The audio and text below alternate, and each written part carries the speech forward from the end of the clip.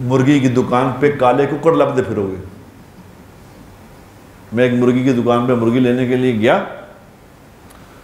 ये काफ़ी दिनों की बात है। तो एक ड्राइवर टाइप आदमी आया, ड्राइवर टाइप। उसने आगे कहा जी 2 कुक्कड़ चाहिए थे काले श्या।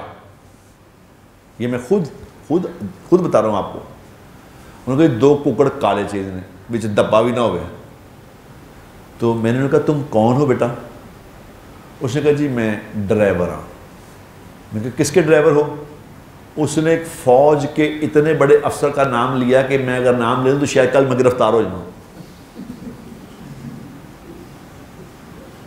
उसने कहा ओदे अफसर दी बेगम साहबा ने भेजे है पीर साहब को पेश करने ने काले कुक्कड़।